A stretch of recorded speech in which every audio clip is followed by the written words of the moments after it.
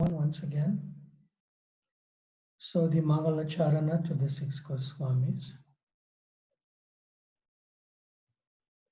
Nana Shastra Vicharanaika Nipuno Saddharma Samstapako Lokanam Hitakarino Tribhuvane Manyo Saranya Karo Radha Krishna Padaravinda Bhajana Nandena Mataliko Vande Rupa Sanatana Raghuyugo Shri Jiva Gopalako Vande Rupa Sanatana Raghuyugo Shri Jiva Gopalako. And the translation: I offer my respectful obeisances unto the six Goswamis, namely Shri Sanatan Goswami, Shri Rupa Goswami, Shri Raghunath Bhatta Goswami, Shri Raghunath Das Goswami, Shri Jiva Goswami, and Shri Gopal Bhatta Goswami, who are very expert in scrutinizingly studying all the revealed scriptures with the aim of establishing eternal religious principles for the benefit of all human beings.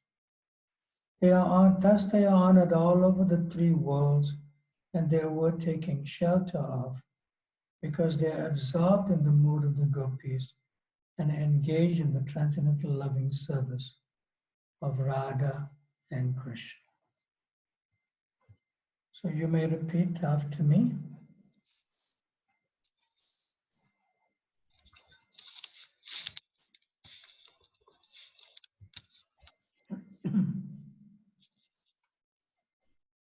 Om Namo Bhagavate Vasudevaya. Om Namo Bhagavate Vasudevaya. Om Namo Bhagavate Vasudevaya. Om Namo Bhagavate Vasudevaya. Om Namo Bhagavate Vasudevaya. Om Namo Bhagavate Vasudevaya. We are continuing with chapter 12 and chapter 13, and we then will enter after that into chapter 14. So within chapter 12 as well as 13, we have come to the last item of the 64 items of devotional service. And this last item is included in the 5 most potent items also, which were previously serving the deity with great devotion, recitation of Srimad Bhagavatam amongst the devotees, associating with advanced devotees, and chanting the holy name of the Lord. These are 4 items. Now the 5th one, which is the final item in the 64 items also, as the 5 most potent items, is living in Mathura or Vrindavan. And this is on a auspicious page number 108 in your textbook, and it's the last item. It says living in Mathura. So I'm reading. In the Padma Purana, there is a statement about the importance of living at holy places like Mathura or Dwarka. It is stated there, quote, to travel to different places of pilgrimage means to attain emancipation from material bondage. This emancipation, however, is not the highest perfectional stage. After attaining this liberated stage, one has to become engaged in devotional service to the Lord. After attainment of the Brahma Bhuta liberation stage, one can further advance to engagement in devotional service. So, this attainment of transcendental loving devotional service to the Lord is the goal of life, and it can be achieved very easily for one who lives in Mathura Mandala, even for a few seconds. Unquote. It is further said, quote, who is that person who will not agree to worship the land of Mathura? Mathura can deliver all the desires and ambitions of the fruitive workers and of the salvationists who desire to become one with the Supreme Brahman. Certainly, Mathura will deliver the desires of the devotees who simply aspire to be engaged in the devotional service of the Lord. In the Vedic literature, it is also stated, quote, how wonderful it is that simply by residing in Mathura, even for one day, one can achieve a transcendental loving attitude towards the Supreme Personality of Godhead. This land of Mathura must be more glorious than Vaikuntha Dham, the kingdom of God.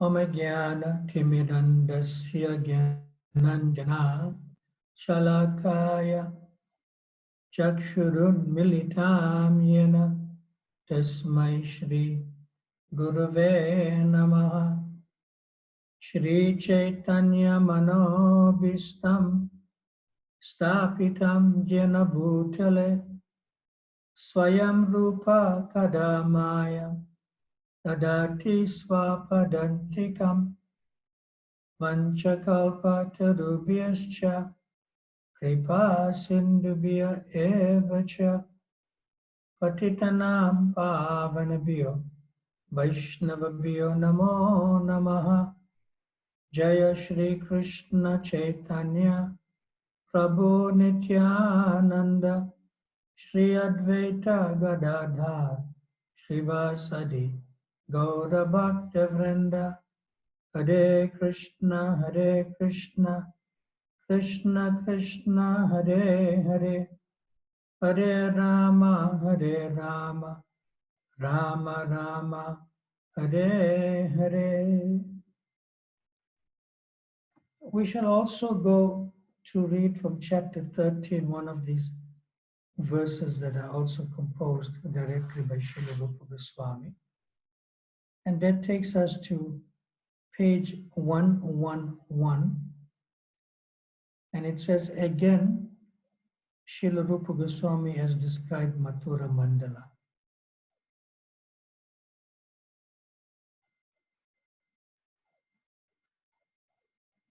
Okay, here we are on the screen.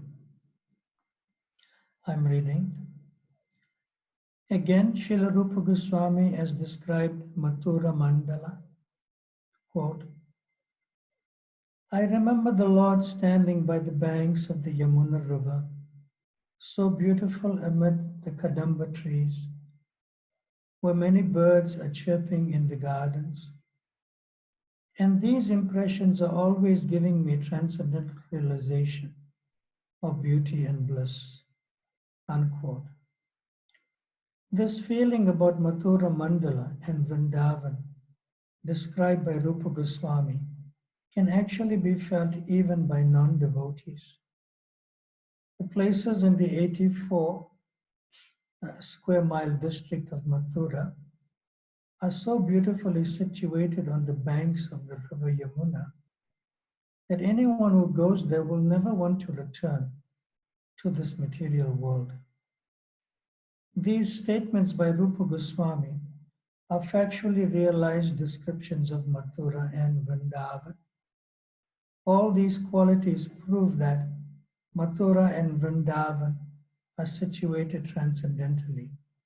Otherwise, there would be no possibility of invoking our transcendental sentiments in these places.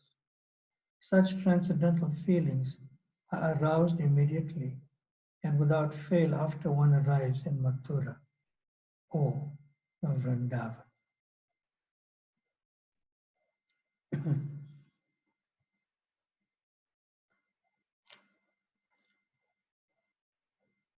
So it's a beautiful description by Rupa Goswami's own prayer. In a Mathura Mandala Sthiti, uh, that means one should reside in Mathura Vrindavan, which is synonymous in that way. And in what I just read, and Rupa Goswami says that, and where these birds are chirping, and the gardens are so beautiful also. This indicates that sometimes uh, one in the world, which includes devotees, they are so absorbed in so many things that they are completely not conscious or they're not oblivious of actually the surroundings, that are there, or even the natural environment that is there. Srila Prabhupada said that, you know, one has to be conscious in order to be Krishna conscious. In other words, first one has to be conscious, and then one can, focus on the details of being in Krishna consciousness. So one example is that you'll see that many people, including devotees, they may become very absorbed and probably even conditioned to the extent of like using their cell phone as like a constant companion, mobile phone, cell phone. And they are so conditioned in using the mobile phone or cell phone that even if they cannot find it or they lose it, it's like the whole material world comes to an end, not really spiritual world like that. In other words, it's much easier for them to deal with if they lose the bead bag and beads. I can still get another bead and bead bag from the temple gift shop. But when you lose your cell phone, some people may go a little bit pugla or crazy. So that indicates that the consciousness is quite, you could say, focused on the conditioned situation where they are not even conscious of the environment around them. Sometimes it will be nice to just switch off your cell phone and just go outside, especially when you rise early in the morning, and just hear the birds chirping. It makes quite a difference on the consciousness. Just hear the birds chirping, or the wind that's rustling the leaves of the tree, or on a full moon night, or even a partial full moon. You can look up into the sky and see the stars, and also bathe in the coolness of the moonlight, its cooling rays of the moonlight. So Rupa Goswami is just not describing Mathura Mandala in relationship to Krishna. He's describing the beautiful flow of the Yamuna River and the trees, the Kadamba trees, and the breezes that actually flow amongst the trees, bringing the fragrance of the flowers into one's nostrils, and also hearing the chirping of the birds, and so forth. This increases the transcendental realization and the bliss, which brings out the beauty of Mathura Vrindavan or Vrajamandala. Srila Narottam Das Thakur, Srila Prabhupada, quotes in a purport, in the Chaitanya Charitamrita, where he glorifies, living in a holy place.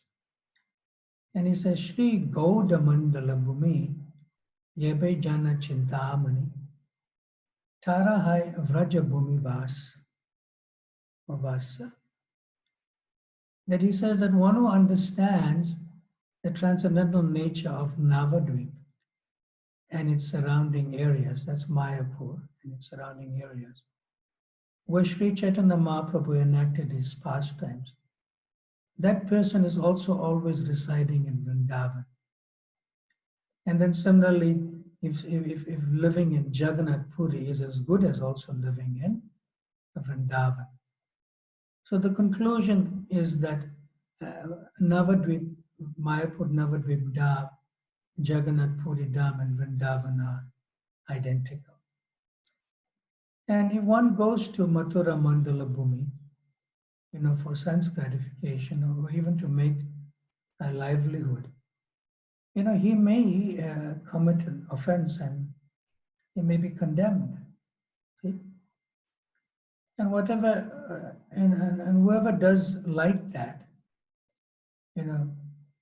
going for other reasons like sense gratification, and it's a good place for real estate, just making money. And they may be penalized in the next life. And Srila Prabhupada says they may become like a hog or a monkey, or even like a pig, or even like a dog, in Vrindavan Dham. However, the fortunate thing still, although taking birth in the lower species of life, is that after taking on such a body, the offender is liberated actually in the next life. And he takes birth again in Sri Vrindavan Dham and, perfects one's life.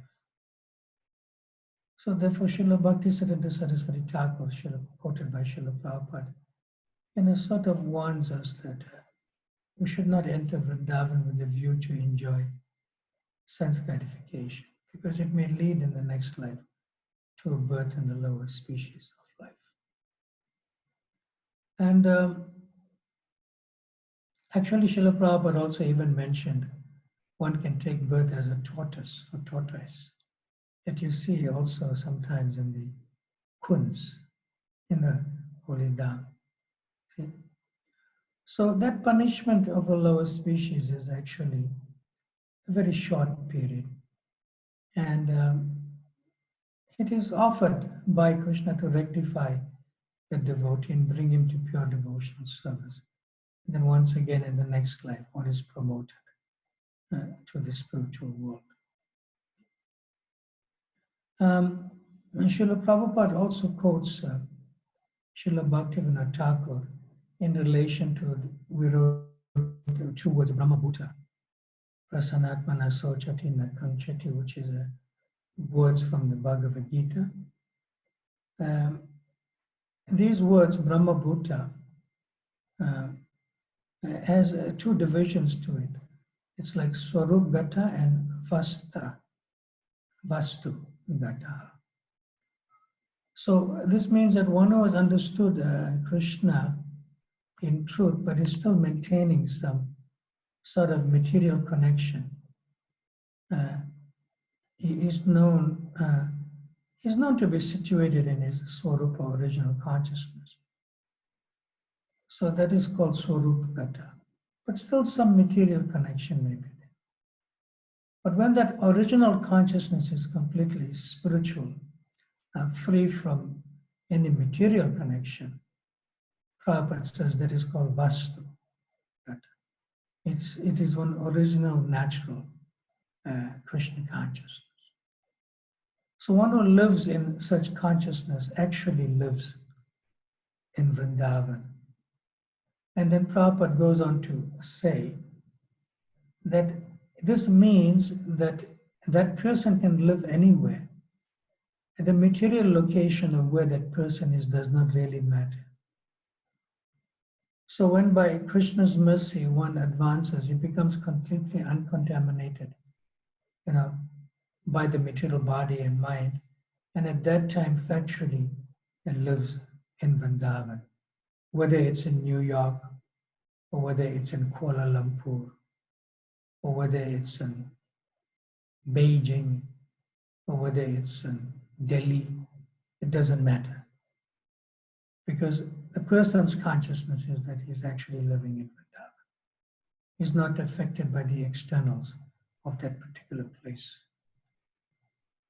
So Prabhupada says in another place, in a lecture, way early as 1969 in Los Angeles, that type of person is always living in Vrindavan, anywhere and everywhere, even if he's traveling and is a preacher. So one who has realized Krishna definitely is always living in Vrindavan. And Prabhupada gives the example, just like Krishna is in everyone's heart. Sarvasya chaham hriday sannivisto, mattasmiti jnanam hapahanam cha. So if Krishna is living in everyone's heart, he is also living in the heart of the dog. But that doesn't mean to say that Krishna has become doggish, because Krishna is still living in a spiritual nature, although he may be in the heart of a dog. So similarly, a devotee may be living in some place which is like a dog-like place, doggish place, low consciousness, which may be far away from the other Vrindavan, Goloka Vrindavan or Oma Vrindavan here. But still he's living in Vrindavan.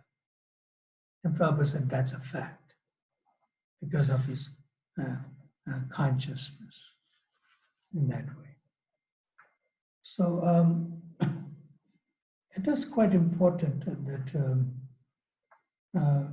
Vrindavan consciousness means basically that the mind's activities are always thinking, feeling, and willing, by which the mind naturally accepts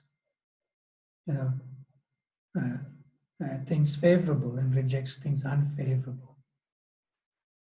But when the mind does not accept and reject things, in relation to material consciousness, one has to be careful. So therefore, one's mind becomes as good as Vrindavan itself because it follows the heart. Not that the heart is dictated by the mind in the bodily conception of life. So wherever Krishna is,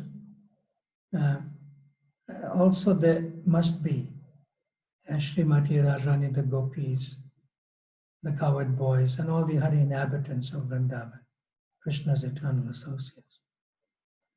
So therefore, if one's consciousness becomes identical with Vrindavan, then one's mind becomes completely free from all material desires and is exclusively engaged only in the service of the Supreme Personality of Godhead.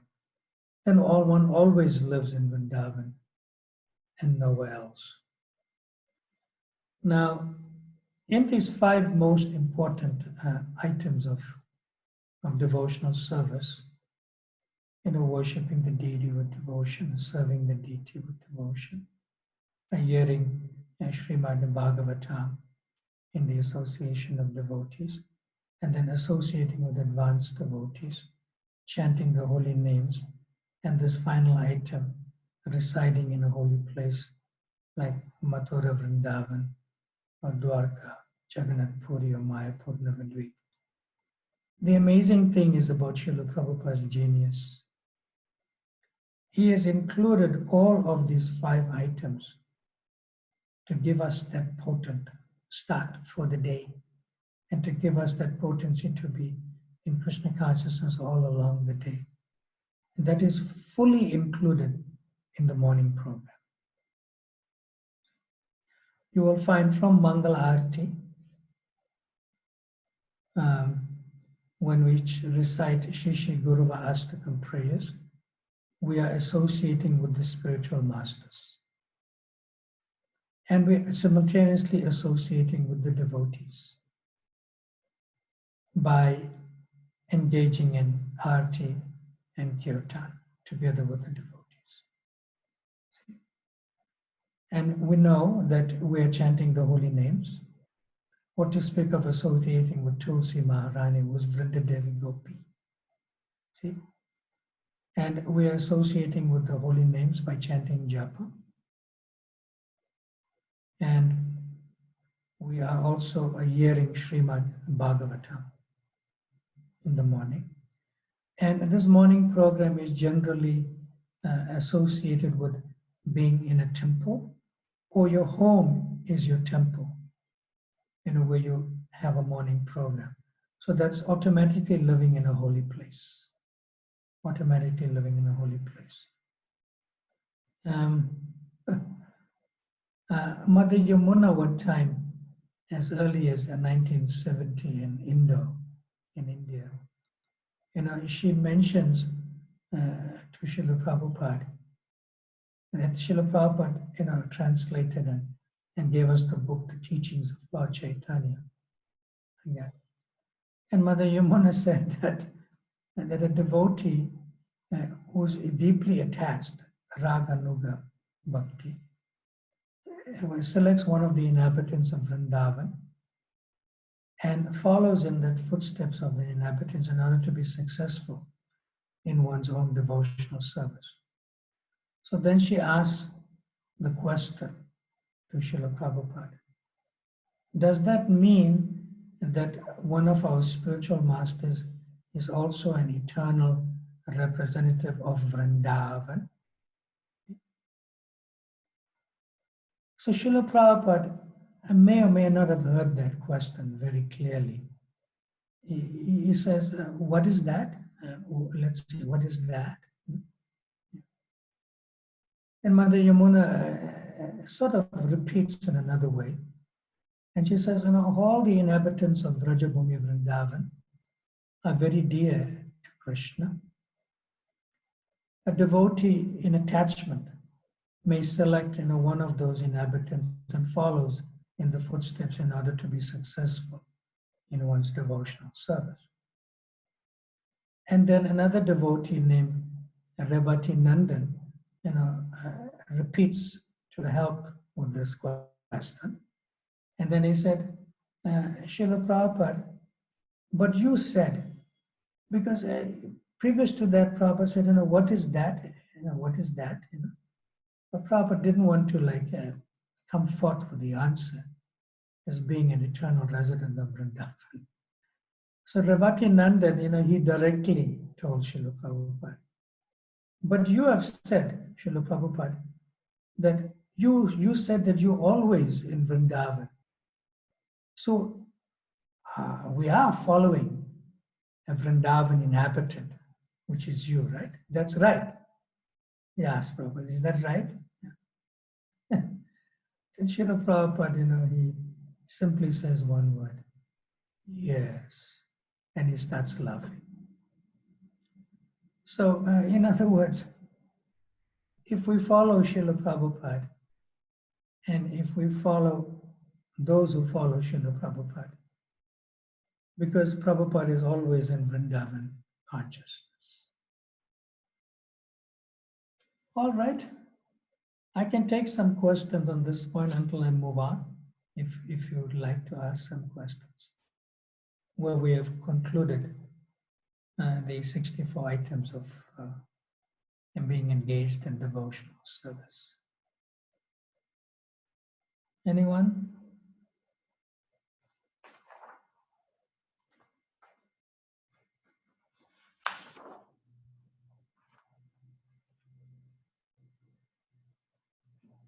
I should move along? I think so, Maharaj. No one is asking. All right. So towards the end of this chapter 13, it actually flows into chapter 14. For some reason, it's like that. So we're going to discuss, which is in chapter 14, but towards the end of chapter 13 overlaps into chapter 14. It's called devotional qualifications. So let's get to page 111 again in the book. It's the last paragraph. It says, some scholars argue. Okay, there. So I'm reading. Some scholars argue that simply by following the principles of Varna and ashram, one can gradually rise to the perfections reached by practicing devotional service. But this argument is not accepted by great authorities. Lord Chaitanya also condemned this idea while he was talking with Ramananda Rai about the gradual development of devotional service. He rejected the idea of the importance of Varna Ashram Dharma when it was put forward by Ramananda Rai. He said that this advancement of Varna and Ashram is merely external. There is a higher principle. Now we go to the next paragraph. In the 11th canto,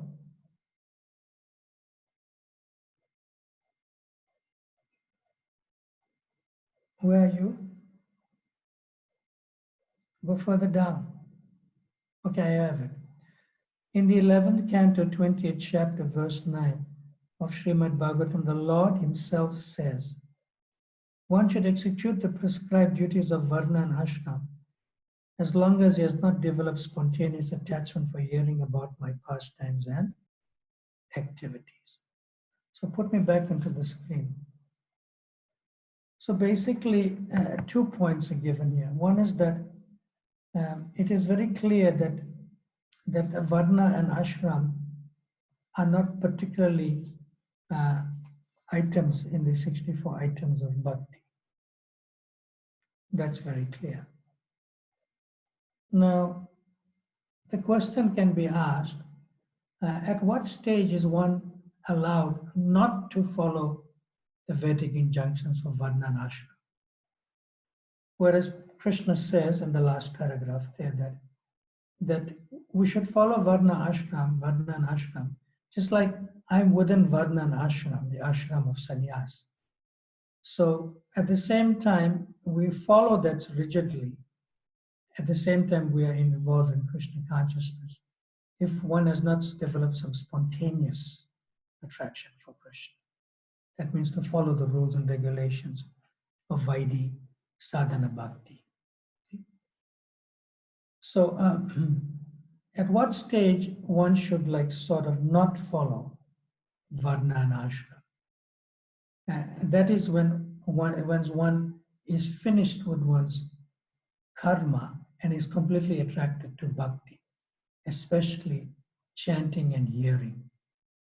Then one need not follow the regulative principles of Varna and Ashram.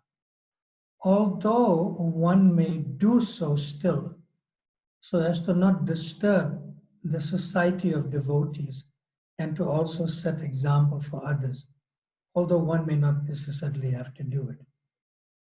So generally, beginning devotees, neophyte devotees, are not satiated with material activities, and they may still have some tendency towards material activities.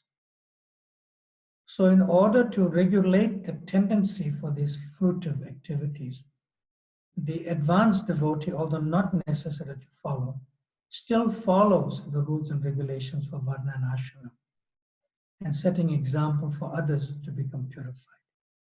So that is important. But at the same time, one should know that Varna and Ashram is not really included in the 64 items of devotional service.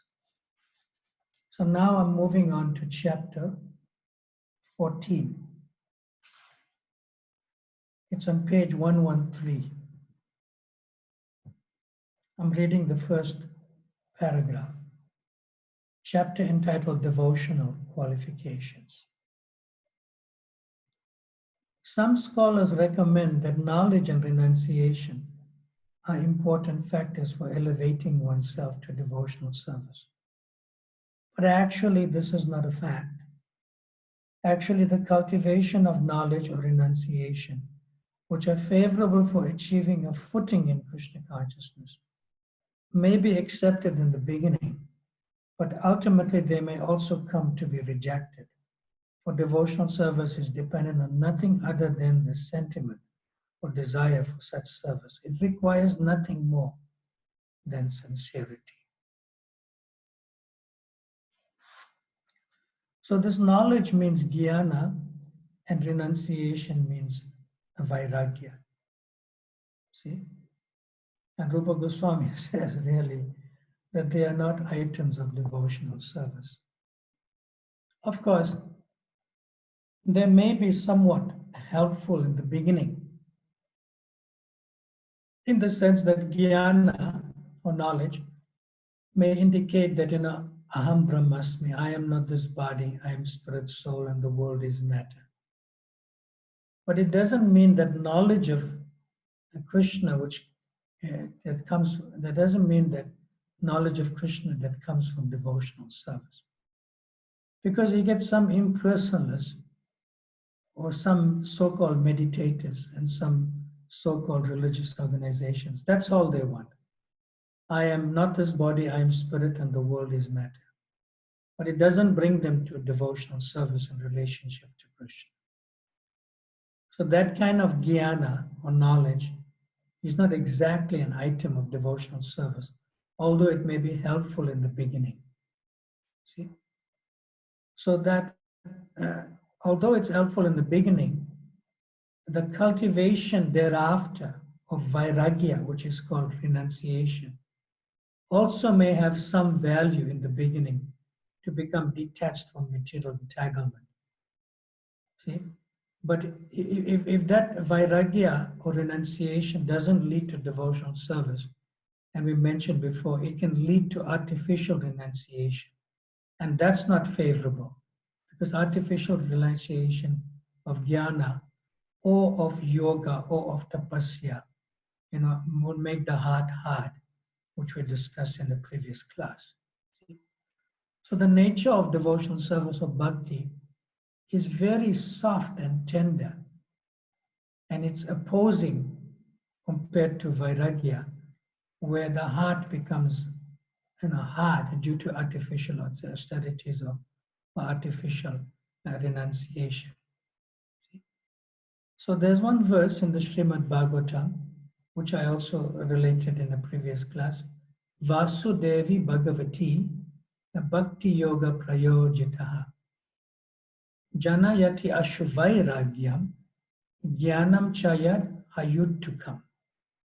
This means that when you render devotional service to Krishna, then the knowledge and detachment is automatically there.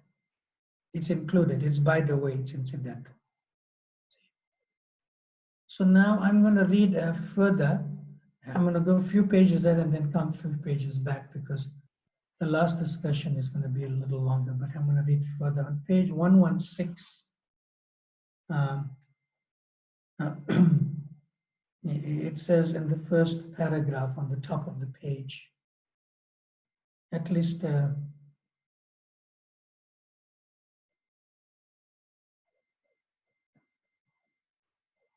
the second paragraph, a Krishna conscious person. It starts with those words on page 116.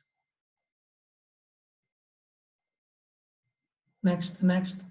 Yes, that's it. So I'm reading.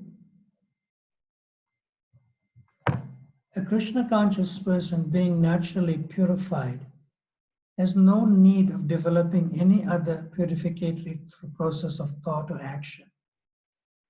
On account of his being highly elevated in Krishna consciousness, he has already acquired all the good qualities and is following the rules and regulations prescribed for the mystic yogic process. Such rules are automatically practiced by the devotees. A concrete example is the quality of non-violence, which is considered a good qualification. A devotee is naturally non-violent and therefore doesn't have to practice non-violence separately. Some people seek purification by joining a vegetarian movement, but a devotee is automatically a vegetarian. He doesn't need to practice separately in this matter or join any society for vegetarians. He is automatically a vegetarian. So put me back on this screen. So what does this mean? It indicates that when you engage in devotional service, in one or more of these 64 items, and especially the last five, which are the five most important, and the first three in relation to approaching a bona fide spiritual master, and then good qualities will come to you. It will descend in your heart. There's no separate effort or endeavor to do so, like becoming peaceful, becoming merciful, becoming non-violent, or for that matter, like being clean, you know, and so forth. This automatically develops in a devotee by dint of a devotional service. In this regard, we can practically say that sometimes in the association of devotees, um, one devotee may not see good qualities in another devotee. For example, um, say, named, um, uh, you could say, I'm looking for a name of a devotee, not to offend anybody. Say a devotee's name is Taraka Das. See? And Taraka, he came, and nobody knows, but he came from a very troubled upbringing, separated parents and so forth. And Taraka always gets angry for almost everything. See? And then he's become a devotee. And why he's become a devotee? Because he feels that in my like troubled upbringing, I'm better off with the devotees, so therefore I stay with the devotees in the temple. But another devotee may have had a very good upbringing, not a troubled one, and he was also with his both parents. But whenever he sees Taraka, and that devotee with a good upbringing, say his name is Vrindavan Das. So Vrindavan Das, when he sees Taraka, he avoids him because Taraka always gets angry for no reason. See? But both Vrindavan Das and Taraka are involved in the practices of devotional service. They both rise early in the morning. They both attend Mangalati. They chant japa together, and hear Srimad Bhagavatam, take prasadam together. And together also the service is to go out and book distribution. See? And somehow the other, that Taraka always does better on book distribution than Vrindavan does, although he has this kind of anger situation coming from his previous existence as a non-devotee and a troubled upbringing. So one day, over prasadam the next morning, Vrindavan Das asked Taraka, look, I just want to ask you the secret of how is that you distribute far more books than me every day. And Taraka just sort of like offhandedly said, don't worry about that, in an angry tone. Don't worry about that. I just go out and just do what I want to do, and somehow it goes out. And then Taraka also tells, Vrindavan Das, actually you're also trying your best, I'm going out and trying my best. So Vrindavan Das pushes him more, and Taraka gets more angry. Look, I don't want to discuss this. So eventually, Vrindavan Das gets angry. And he said, you have to tell me. Because every day I'm not feeling enthusiastic to go out with you because you're beating me in book distribution. So Taraka says, every time you said I get angry, now you're getting angry also. See? But they are friends. They are friends. And eventually Taraka said, I'll tell you the secret. I'll tell you the secret. And then he said, this is what I tell people. Yeah, he asked, what do you tell people? He said, I tell them the truth. I tell them, look, I come from a very troubled upbringing. He tells the people on the street, But this book has pulled me out of that troubled upbringing. And although my mother was not very nice to me because I could understand she was also acting like a father, I pray for her now. She's late now. But this book helped me. And then Taraka says to Vrindavan Das, that's how they take the book. And he said, you tell that all the time? He said, yes, I tell it all the time, but one time I got caught by another person. See? And then he asked, how you got caught?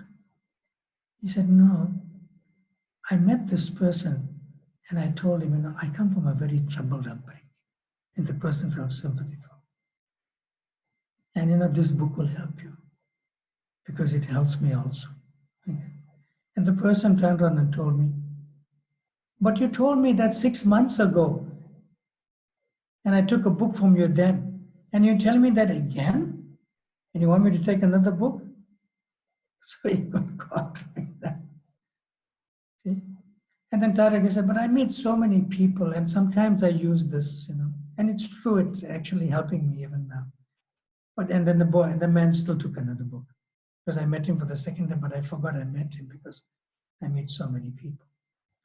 And then Vrindavan Das said, but I had a very nice upbringing. I can't use that line. And Taraka said, what can I do? Like that. So sometimes we see that a devotee may not have very good qualities to associate with, like becoming angry. So years later, that Vrindavan Das and Taraka Das were separated into different temples and they both met in Mayapur. See? And soon as Vrindavan saw Taraka, and Taraka said, hey, Prabhu, Prabhu, and he runs towards him. And Vrindavan Das is feeling, oh, I hope he doesn't get angry with me. Hope he doesn't get angry with me. As soon as Taraka comes and he says, Prabhu, I got some Mahaprasad, will you please share and take? And for that whole association, after a few years of not being with Taraka, Vrindavan Das could understand that Taraka's anger has left him. And Taraka doesn't even know he's not angry anymore. So good qualities, development of such good qualities, it comes from just engaging in devotional service. Just engaging in devotional service. And I'll move a little bit more forward in this chapter 14, but I'm going to go a few pages back in the text itself. And we're going to discuss one more, like a very important aspect in our devotional service, which Prabhupada said. I'll tell you now what Prabhupada said. Okay.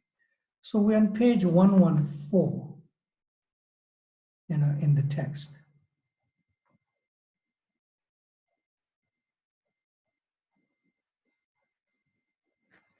And it goes up to page 115.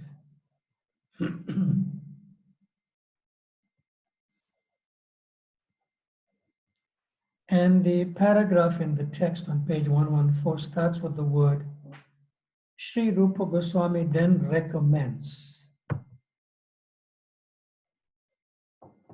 I'm going to take a little bit of water and then I'll be with you shortly in a few moments.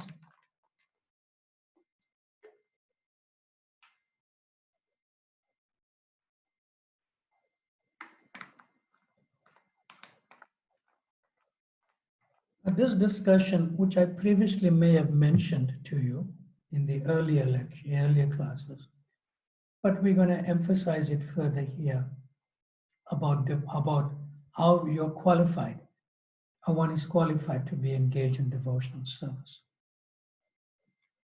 So I'm reading, Srila Rupa Goswami then recommends that one should not be attached to material sense enjoyment, but should accept everything enjoyable which is in relationship to Krishna. For example, eating is necessary, and one wants some palatable dishes to satisfy his sense of taste. So in that case, for the satisfaction of Krishna, rather than for the satisfaction of the tongue, some palatable dishes may be prepared and offered to Krishna. Then it is renunciation. Let the palatable dishes be prepared, but unless they are offered to Krishna, one should not accept them for eating. This vow of rejecting anything which is not offered to Krishna is actually renunciation. And by such renunciation, one is able to satisfy the demands of the senses. And then we'll discuss this a little bit more, but I'm going to give you the Yukta Vairagya principle shortly. And on the next page, you can skip two paragraphs and go to the last one. Page 115. It says, this does not mean, yes, we almost have. This does not mean, however, that we should give up the principles of discharging devotional service or neglect abiding by the rules and regulations prescribed therein. In the neophyte stage of devotion, one must follow all the principles regulated by the authority of the spiritual master. The acceptance and rejection of things should always be in pursuance of the devotional principles. Not that one can independently manufacture some idea of what should be accepted or rejected. The spiritual master, as the visible manifestation of Krishna, is necessary, therefore, to direct the devotee on behalf of the Supreme Personality of Godhead. So, so I'm going to just read the verse, or recite the verse to you and then take it further. It's quite a famous verse, some of you may know it. It is a verse actually from Bhakti Rasamrita Sindhu itself. And the verse is Anashaktaya and Anashaktasya Vishayan Yataham Upayunjataha Nirbandha Krishna Sambande Yukta Vairagyam Uchyate. Then it's coupled with another verse. It says, Prapanchi Kataya Buddhya Hari Sambandhi Vastuna Mumukshubi Parityago Vairagyam Falgu Katyate. So this means that one should accept items for the Lord's service, but not accept it for one's personal sense gratification. And if one accepts something like that, some item without attachment, but accepts it because it's in relation to Krishna, then that type of renunciation is called Yukta Vairagyam. So whatever is favorable for the rendering of service to the Lord should be accepted and should not be accepted as a material thing. Vairagyam Falgu Katyate. That comes up also in another type of renunciation. So Srila Prabhupada gives a nice example of this, of $100 bill, which is lying on the street in the Nectar of Instruction in verse 2 purport. So if $100 bill, a note, is lying on the street, and someone may pick it up and put it in his pocket, and that person called is a non-devotee or karmi. He's attached, and he'll use it for sense gratification. So that person is not honest. Another person, he may see the money and he may decide that let it remain there, feeling that he should not touch another person's property. So therefore he feels that he should just be detached. That person is a jnani. And this second person, he does not steal the money for his own purposes, but also is not aware of how to properly use that money. See? Now the third person sees that $100 bill, and he may pick it up and he may find the person, another man who lost it, and he may deliver it to him. So this person does not steal the money to spend for himself, nor does he neglect it or let it lie on the street. So by taking it and delivering it to the man who has lost it, this person, this third person, is both honest and wise. And this is compared to a devotee. He's not attached and he's not detached. And that is called appropriate renunciation, because he knows everything belongs to Krishna, who's the rightful owner. So that's very, very important. Very important. That is called Yukta Vairagya. Now, Srila Prabhupada, he gives many examples of Yukta Vairagya.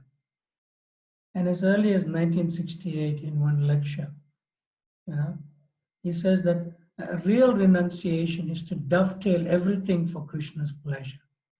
That's called Yukta Vairagya. Not renunciation that Prabhupada says that I earn millions of dollars and I just distribute it amongst my children and grandchildren and so forth. Then I become Krishna conscious and go into a secluded place. Prabhupada said, no. He said, you can begin your Krishna consciousness, actually, if you're earning well, by saying, I am earning for Krishna, and I am spending for Krishna. I am remembering Krishna, and therefore I'm working for Krishna. And Prabhupada said, this is Krishna consciousness. And then Prabhupada quoted Arjuna, that Arjuna, he was also fighting for Krishna. Fighting for Krishna. In other words, nothing has to be rejected, and that is Krishna consciousness. In another place, Srila Prabhupada gives a very nice example, and he says something like, excuse me, he says something like, you should dress yourself properly. You should eat properly, but not on your account, but for Krishna's account. So that is, Yukta Vairagya in relationship to Krishna. And another amazing time, Srila Prabhupada says that there are bodily necessities. Excuse me? He says there are bodily necessities: eating, sleeping, mating, and defending. And if it is done in relationship to Krishna, these four things, then it is Yukta Vairagya, it is perfect. See? And another place, Srila Prabhupada says, you may have a family, my wife, my sons, my grandsons, my daughter-in-law, my son-in-law, even the production in my factory or the money I'm earning in my working. Prabhupada says, that should not be rejected, but it should be taken into Krishna consciousness. Even if there's attachment to the wife, to the children and grandchildren, but if you use your attachment in relationship to Krishna or in Krishna consciousness, that is also called Yukta Vairagya. Yukta Vairagya. And then Srila Prabhupada gives another example that, we are using steel, cement, and bricks. This is meant for preaching, then it is all right. But if someone becomes too absorbed in building, using steel, cement, and stone for their sense gratification, that is materialistic. And therefore Prabhupada called it Nirbandha Krishna Sambandhe Yukta Vairagya Mujite. Srila Prabhupada also gives the examples in another previous class. We said that don't be attached to your motor car, but utilize it. And he says, for going fast for preaching work, for going fast for preaching work. That's all. And if you have some special talent, utilize it for Krishna.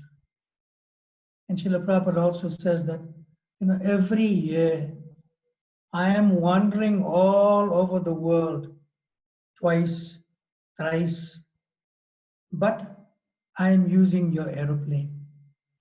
Why shall I give it up?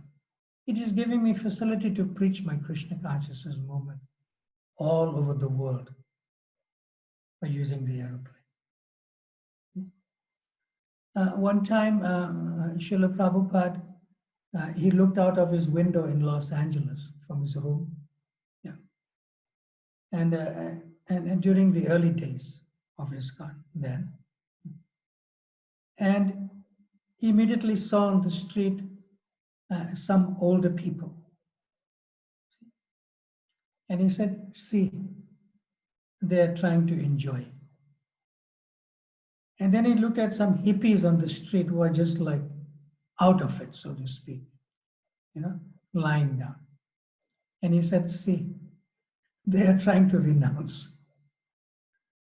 And then he said, both are wrong because nothing belongs to any of them. If you don't possess anything, how can you renounce it?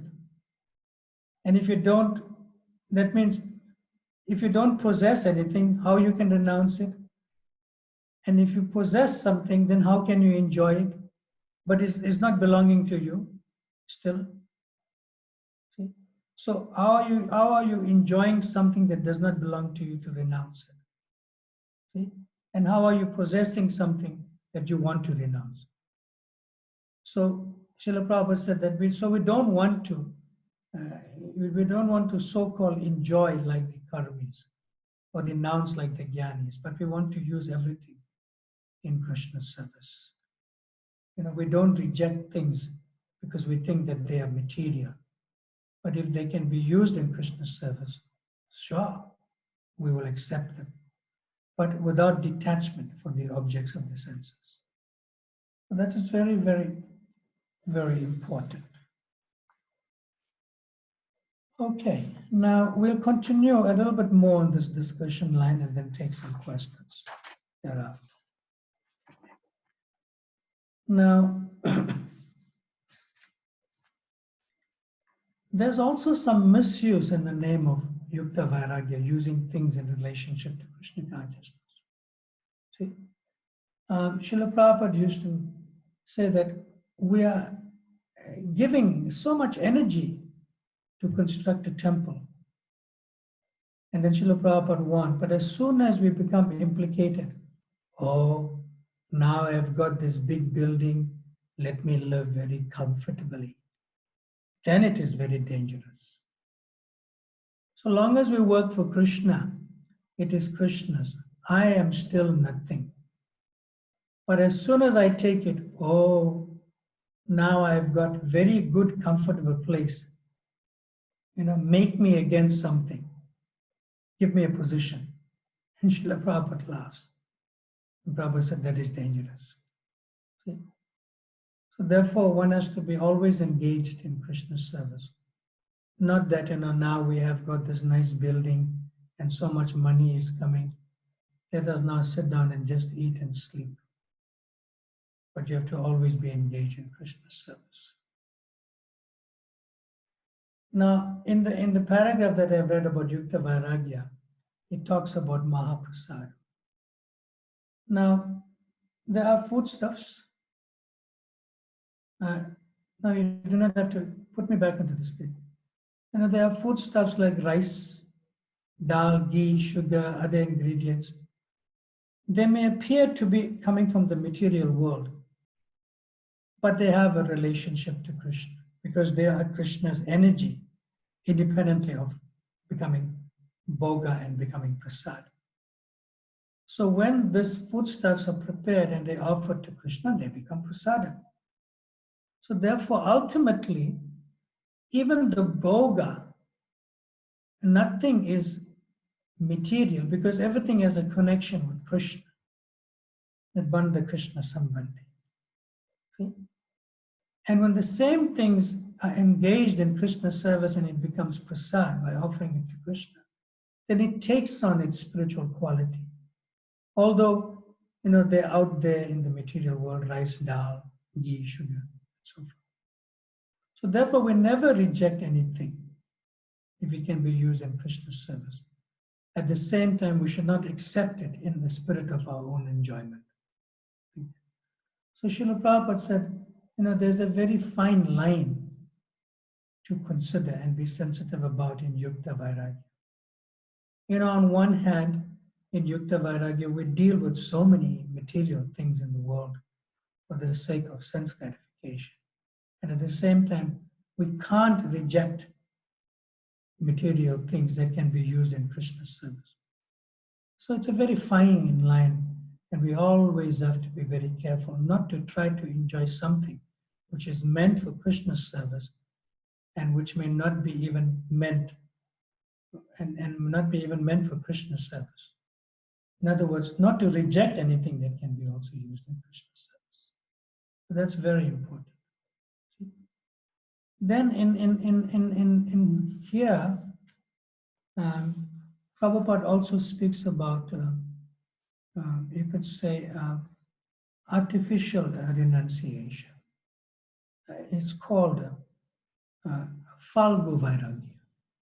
It is there in the book itself, and I may read it for you now, so and then we can continue with the discussion. It's on page 114 in the last paragraph. It says the impersonalists.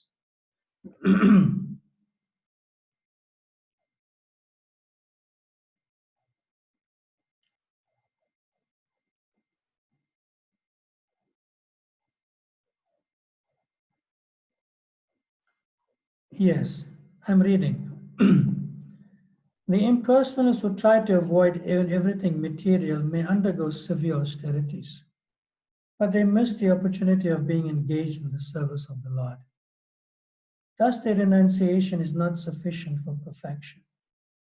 There are many instances where, following such artificial renunciation without any contact with devotional service, the impersonalists again fell down and became attracted to material contamination. There are many supposed renouncers, even at the present moment, who officially become sannyasis or renouncers and outwardly claim that spiritual existence is truth and material existence untruth. In this way, artificially, they make a show of renunciation of the material world. However, because they cannot reach the point of devotional service, they fail to achieve the goal and they again come back to material activities, such as philanthropic work and political agitation. There are many examples of so-called sannyasis who gave up the world as untruth and again came to the material world because they are not seeking the real repose at the lotus feet of the Lord.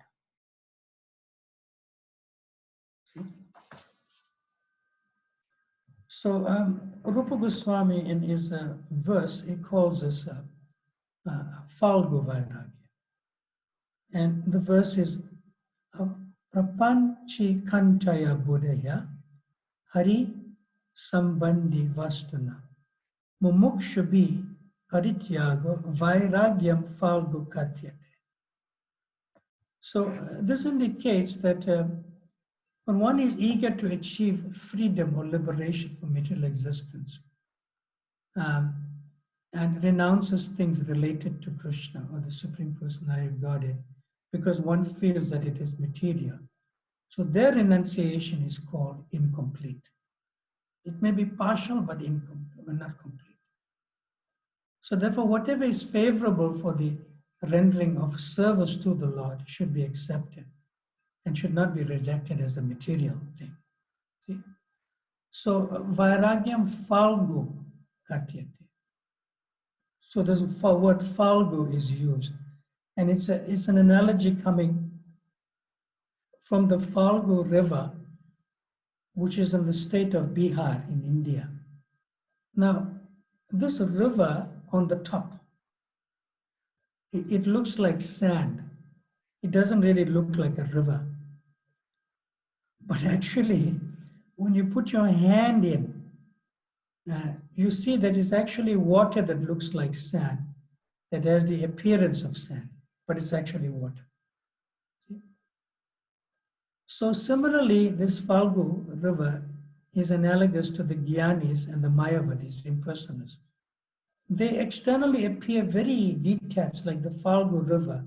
It appears to have no water and looking clean like sand. But under the surface, you see that there's so much water and there's so much activity in the water. So similarly, the impersonalists may appear to be very renounced But when you go under the surface, they are not actually renounced. They're very attached. And the renunciation is just another side of attachment, basically. Now, because everyone seeks pleasure, either materially or even spiritually, the real pleasure comes actually in devotional service. So if they are not getting pleasure in devotional service, then where will they go again to look for pleasure? They'll have to go back to the material world, despite their pretense of renunciation. See?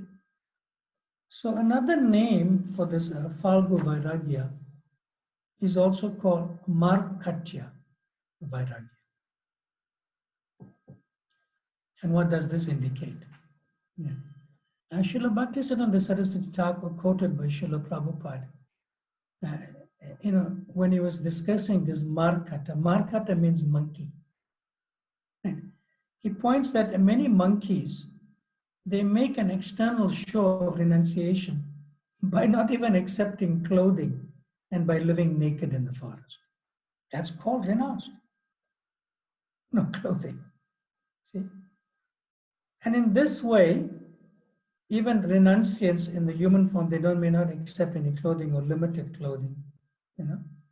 They may consider themselves renunciants. But actually, they're very busy, in the sense gratification, just like the monkey with dozens of female monkeys. Markata Vairagya, monkey renunciation. So such renunciation, which is like the renunciation of a monkey, one cannot really be renounced until one becomes disgusted, actually, with material sense gratification and sees it as a stumbling block to spiritual advance. So renunciation should not be like this falgu or temporary, but renunciation should actually be throughout one's life. So this temporary renunciation, Srila Bhaktisiddhanta further says that it feels like when one goes to the cremation ground. So when somebody sees a dead body at the cremation ground, he thinks, oh, this is the final end of the body, seeing the other body. So why am I working so hard day and night? So sometimes that sentiments of renunciation may arise in the mind of a man who goes to the cremation ground. See? But as soon as that man leaves the cremation ground and he comes away from it, then he still engages again in his material activity for sense enjoyment. So this is called smasana vairagya or markata. It's very temporary. It may be very short also. Maybe I should not do this anymore. But then again, one goes back to it. See? So therefore, it is very important that we do accept the bare necessities of life. But one should not increase his necessities unnecessarily. Not having a need for them, not having a need for them. So therefore, one should simply accept what is necessary to help one to advance spiritually. And the experienced devotee, will accept things material that will help him to render service of the Lord. And if that same material thing is not necessary, he will reject that because it is not then necessary for the service of the Lord. That is very, very important. Now, this may also indicate devotees who are more external rather than internal. And sometimes Prabhupada uses the word imitation Vaishnava, so-called Vaishnavas, who may dress themselves to also probably imitate even the Goswamis. And then you got others who may carry a bead bag and chant. But they are at heart, they're always thinking, how to, attract women, or women attracting men, and always thinking of how to get more money even out of the devotees. See? So unknown to others, these type of markata vairagis, or monkey renunciants in a sense, they still maintain connection with sense gratification. But externally, they may present themselves as renunciants. And therefore, Sri Chaitanya Mahaprabhu was not very, favorable and and opposed to actually such pseudo Vaishnavas. It's actually very important in that sense. Let me see. To give another practical example, uh, in this regard. Well, it's not coming to my consciousness now. Maybe Krishna has a reason for it not to come to my consciousness. I thought about earlier on today, actually. All right, let's move along and to complete this this chapter. Now we go on to page 116, the first paragraph, which says the spiritual master.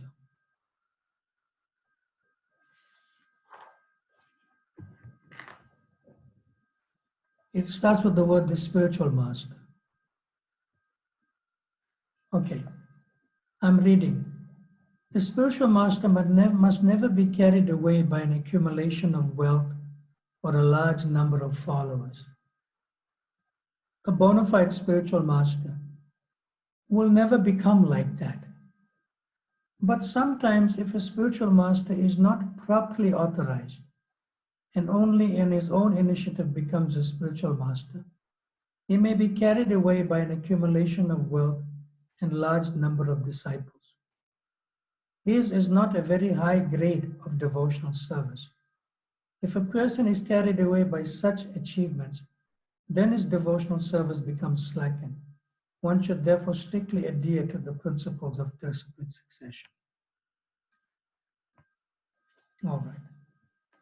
So I'll come back to what I just read, because the other example has come to my consciousness now, and Krishna wants me to discuss it. Okay. Now, we all know that when you go into a regular ISKCON temple, and when you enter the deity backup room, or when you enter the deity kitchen, you will find that everything in the deity kitchen or the deity backup room is always used for the service of the deities. Everything that's there. See? And if something that's not necessary to be there, the head pujari or the head cook, will let you know, look, why is this here? We're not really using it, like that. Rather give it away where somebody else can use it. Or now it's too old and then put it into the storeroom and or give it away as Mahaprasad. Now we are all aware of such a thing. Definitely we are all aware of such a thing. So, however, in our own homes, which is called griha,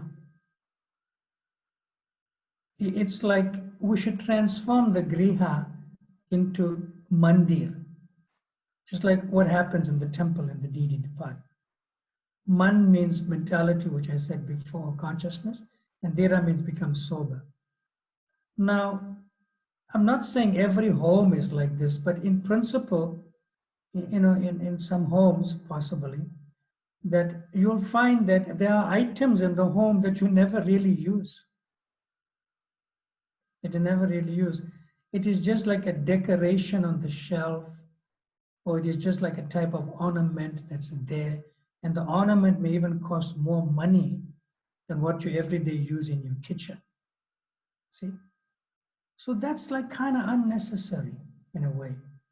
See, unnecessary. So you may consider, just as we have the deity kitchen and the deity backup room, in the temple, everything there is used in the Lord's service. There's nothing that's unnecessary there. So similarly, in our homes, we have so many things that's unnecessary. It's like that. To give you an example, like accumulation of things, like, one may have like, 30 pairs of shoes, just for an example's sake. Now, that that shoe that is most expensive, you only wear it once a year or on a very good occasion, some special occasion. And you know the other shoes are lying there, but you only use it in terms of what the type of dress you wear, color or whatever. See? And you know that shoe that has been lying there for the last 3 years, you never used it at all because you bought a new pair that will suit you to use on occasions rather than that. It's unnecessary. So why don't you take that shoes you haven't worn for 3 or 4 years and it's lying there? Give it to somebody who doesn't have a decent pair of shoe. Put it to good use. And even if you give it to a non-devotee, they may become favorable in hearing from you about Krishna consciousness. See? So that is important. That is important. Not accumulating so many things for the sake of, well, I like it. That's all. See?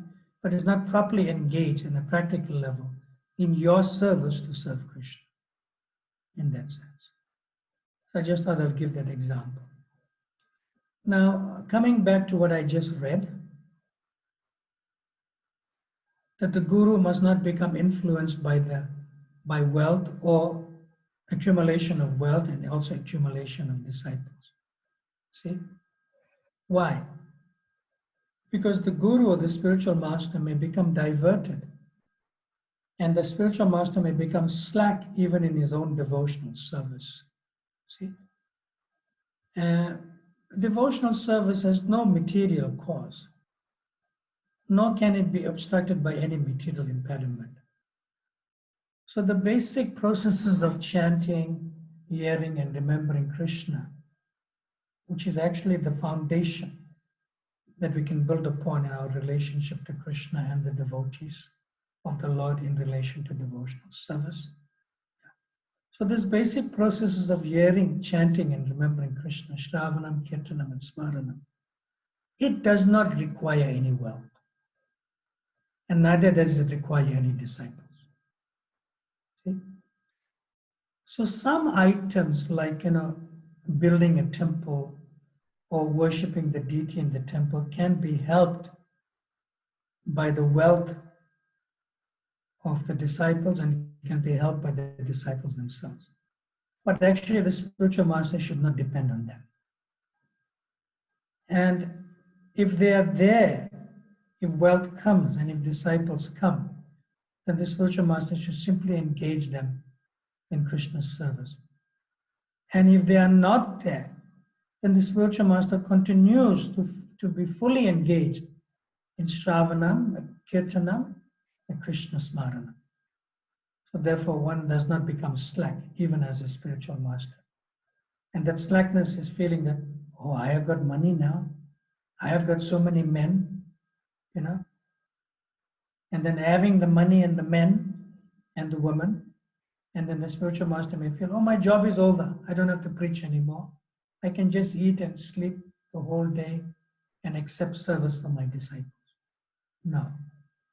Srila Rupa Goswami and Prabhupada are warning us about this, especially those who are being served by the followers and also getting wealth from their followers.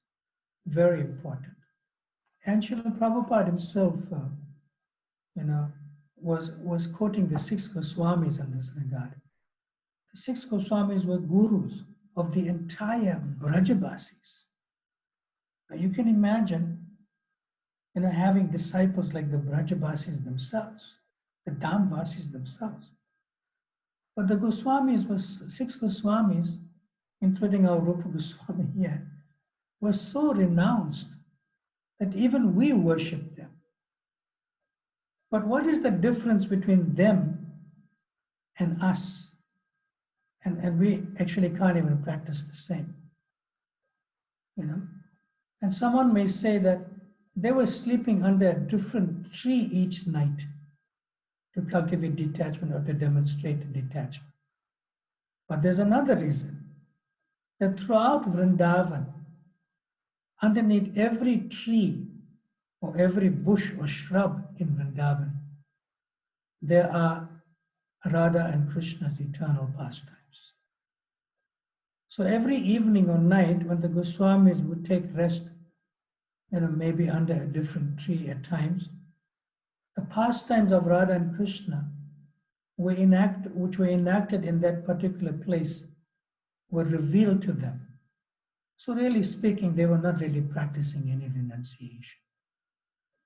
If one becomes advanced in devotional service, then one automatically is detached, not that one separately wants to become detached. So the Goswamis, 6 Goswamis of Vrindavan, they were not really cultivating renunciation. They were not sleeping under different trees as a sort of like, self-inflicted punishment or austerity. But they were highly elevated in devotional service, and they didn't even know that they were detached. That is very, very, very important to understand. Nibbandha Krishna Sambandha Yukta Vairagyam Uchyate. All right, we just have a few minutes. So if you have one question at least we can take. Anyone?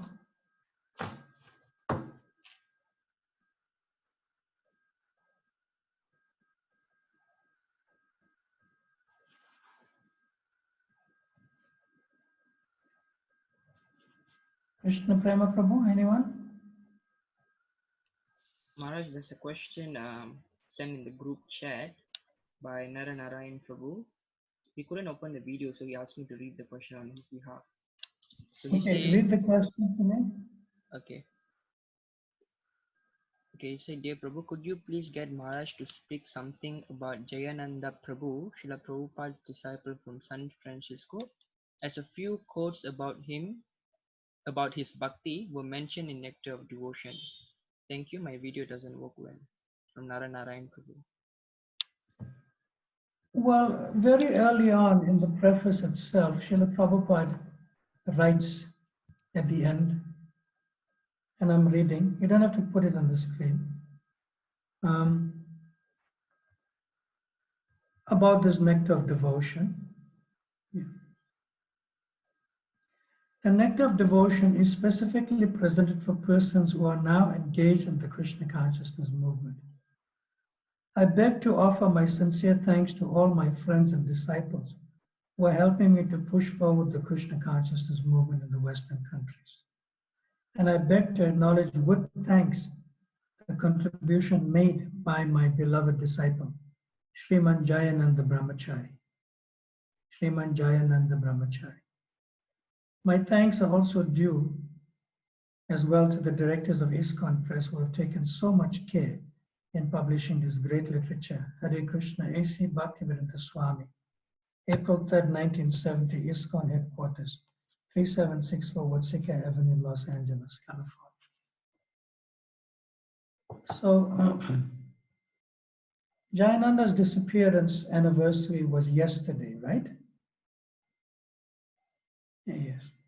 And if you want to read more about Jayananda Prabhu, there's many articles written about him, as well as some video presentations on dandavats.com, which I have seen some today, earlier on today. You can look at that if you like. However, Srila Prabhupada calls Jayananda Prabhu here Brahmachari. See? And I mentioned earlier on that he always lived like that, despite even being married later on. But he still continued to live as a, you could say, Grihastha Brahmachari, as Prabhupada would call it. See? And at one time also, Srila Prabhupada encouraged him, to even take sannyas. But he was so humble that he thought, sannyas will even make me more prominent. As it is, people are seeing me as a senior devotee and as a renounced devotee. But, taking sannyas would even make it, sort of more prominent in the eyes of the devotees. So he didn't really also accept sannyas, although he was much more than a sannyasi, much more than any aspect of being in Varna Ashram Dharma. So that is Jayananda Prabhu, a favorite disciple of Srila Prabhupada, and a saint, perhaps, as many devotees say, perhaps the very first saint in ISKCON, And Prabhupada, instructed all of us to even observe his disappearance day festival, equally on the level of even the previous acharyas. So a very special devotee, very, very special devotee. In fact, I just read also something that when Jayananda Prabhu, gave that first big donation that Prabhupada received to print actually this Nectar of Devotion, because Prabhupada thanks him. And also Prabhupada may have used that money also to print the first Bhagavad Gita. Jayananda Prabhu gave Prabhupada $5,000, which is a lot of money, in 1967. In those years, late 60s. And towards the end of his manifest pastimes with us, his family members sent another $5,000, in 1976. And that $5,000 was meant to be exclusively used, for his failing health. And in the end, he actually was in a wheelchair for his failing health. But Jayananda Prabhu, he didn't use that to get his health together. He sent it as a check to Srila Prabhupada. And Prabhupada knew that. And Prabhupada said, if you'd like, I can send this money back to you because it is meant to take care of your health. He said, no, you keep it. I don't need to use this in my failing health. And that's another $5,000 at the end. And in between also, he came into money for a trust fund, which also helped the movement in various ways. Tens of thousands of dollars, not hundreds of thousands of dollars. So it's an amazing personality. Amazing. He practically was born into being a devotee with such saintly qualities. Wouldn't even offend anyone. And he doesn't need to even have to tolerate devotees. It was a natural thing for him without him knowing that he is tolerating devotees. A very saintly person. Amazingly. Amazing. So, one of our greatest legends in ISKCON.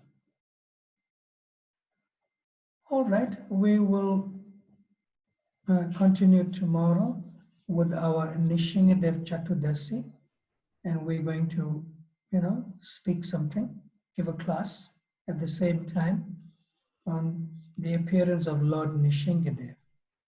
But specifically, I have changed my class tomorrow to actually have the topic that goes like this: the appearance of Lord Nishingadev at different times in ISKCON during Srila Prabhupada's time. Way back from 1967 or so, I think, and all the way into the early 70s, about why the Prabhupada bring in Lord Nishingadev as one of our deities to worship, as well as the prayers to offer to in our morning program. Prior to that, in the early days, it was not that, but why did Prabhupada bring it in? Thank you very much. And then again from on Thursday, tomorrow is the 6th of May. The day after tomorrow, on Thursday, we'll continue with our Nectar of Devotion. And with the remaining chapters, we'll need a few more days because we're entering into Raganuga Bhakti, with chapter chapter 15 and 16.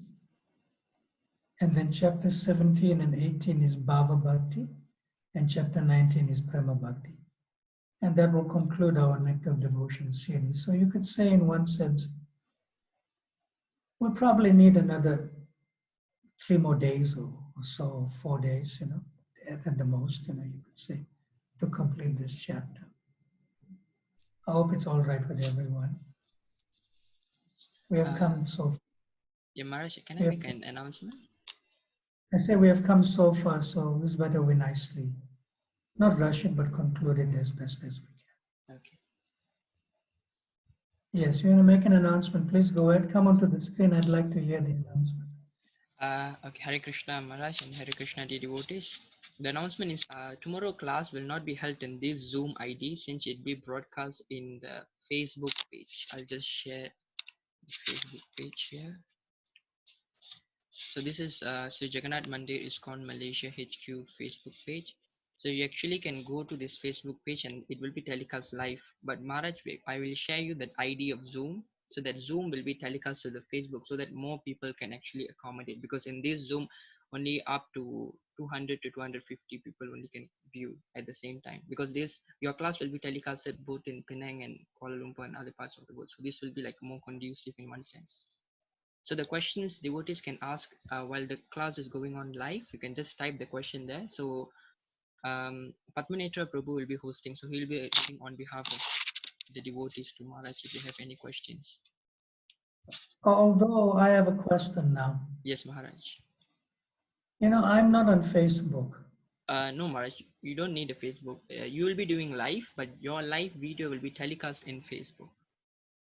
So I come on Zoom as usual. Yes, but I will email to you the ID tomorrow morning, a different ID, just for tomorrow only.